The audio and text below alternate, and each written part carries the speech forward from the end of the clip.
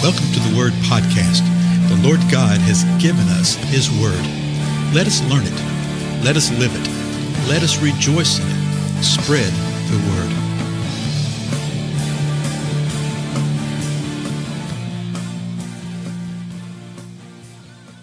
Blessings, everybody. This is Dale. Thank you so much for joining with me today on the Word Podcast. We continue our examination of the life of Elijah, which is where we wound up going. This came out of what we saw in James, that Elijah was used as an example for us as to how to pray in fervent prayer. And he was described as a man just like us. And so we've seen many of the things that he's done up to this point in time, and there's more to come. We're at the end of 1 Kings, the book, at the end of the 22nd chapter, which is the end of the book. And I want to finish this with these last few verses because it sets the context for the account that we're going to see next, which will be in the first chapter of 2 Kings, that the Lord comes again, the word of the Lord comes again to Elijah for somebody. So we saw in the last episode that Ahab died. Verse 40 says, so Ahab slept with his fathers, and Ahaziah, his son, became king in his place.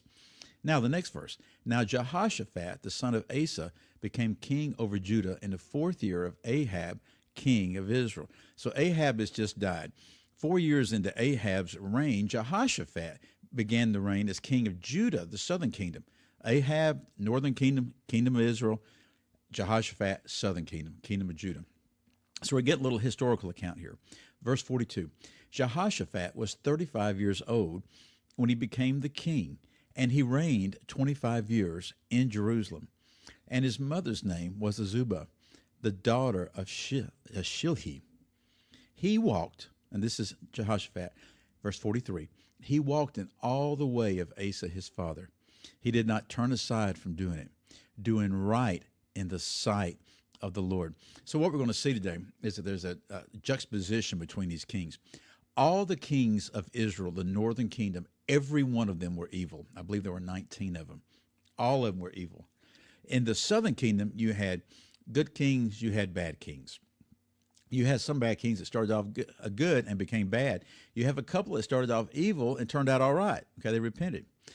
Jehoshaphat did everything right in the sight of the Lord. Verse 43, continuing. However, the high places were not taken away. The people still sacrificed and burnt incense on the high places. Even during his reign, when he was doing what was right in the sight of God, the people were still worshiping the wrong way. The people were still worshiping other gods. Sometimes it said they were worshiping the wrong God. Well, no, they would say that they were worshiping the Most High God because they did everything God told them to do. They did the feast, they did all this stuff. But they do what the temptation is today.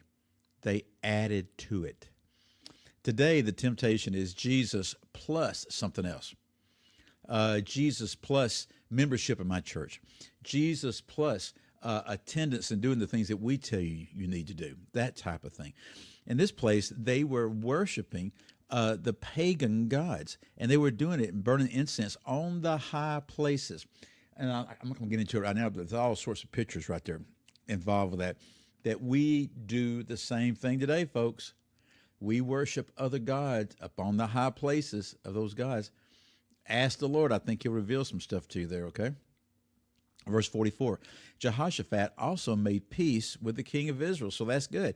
He had peace with the king of Israel. Verse 45, now the rest of the acts of Jehoshaphat and his might which he showed and how he warred, are they not written in the book of the Chronicles of the kings of Judah? In other words, if you want to know more about this, go to the book of Chronicles about the king of Judah and you'll see more.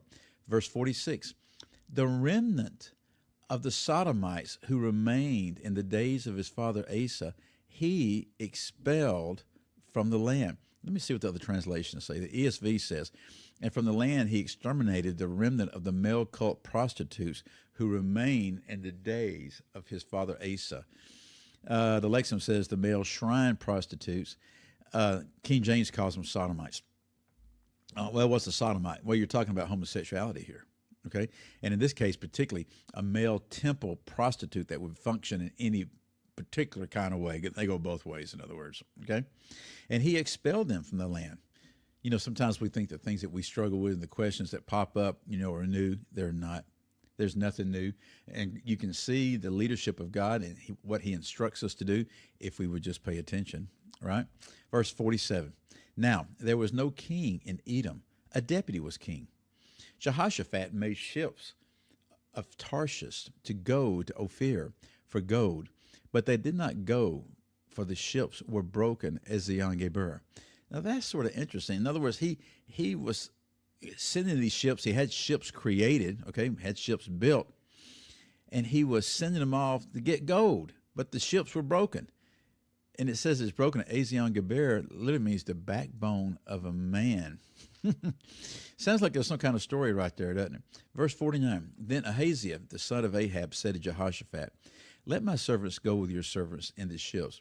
But Jehoshaphat was not willing. So Jehoshaphat said, no, I'm going to take this as a sign right here. We're not going to go there. Verse 50, and Jehoshaphat slept with his fathers and was buried with his fathers in the city of his father David. And Jehoram, his son, became the king in his place. Ahaziah, the son of Ahab, became king over Israel. This is the same Ahaziah right here that we just saw, okay? He's the one that wanted Jehoshaphat to go with him. In other words, he wanted him to join league with him like Jehoshaphat had done with Ahab. And Jehoshaphat says, no, I'm not going to do it. Well, why? Well, listen about Ahaziah's son. Ahaziah, the son of Ahab, became king over Israel in Samaria in the 17th year of Jehoshaphat, king of Judah. And he reigned 2 years over Israel. He did evil in the sight of the Lord and walked in the way of his father, that's Ahab, and in the way of his mother, Jezebel, and in the way of Jeroboam, the son of Nebat, who caused Israel to sin. Jeroboam, the son of Nebat, was the first king after the kingdom split. There was actually one that was actually a son of Solomon. They killed him real quick, and his servant Jeroboam became king. And he led Israel into what I described a couple episodes ago, in that false Judaism, where he set up their own temple in the northern kingdom, where they did all this kind of stuff, seeking to replicate what God had done in Jerusalem and what God told them to do, but they went their own way. And that's what's being referred to as causing Israel to sin. So all through the examination of these kings, you'll see this phrase that he did evil, even more so is Jeroboam, the son of Nebat. In other words, this was the foundation for the evil, and they continued it on. Verse 53, last verse of 1 Kings. So this is the king of King Ahab's son, Ahaziah, who's now king. He served Baal and worshipped him and provoked the Lord God of Israel to anger, according to all that his father had done. So now the son was totally sold out to Baal. Remember, his mother had all these priests, okay? The father had all these false prophets. Now, when they're dead and they're gone, the son is totally sold out to Baal. He not only serves him, he worships him. And the Lord was provoked with him to anger because of all that was done. Well, the account continues in 2 Kings. We'll pick that up the next time, okay? And we'll see more about Elijah. Again, I'm Dale. Thank you so much for your time. I'll see you then.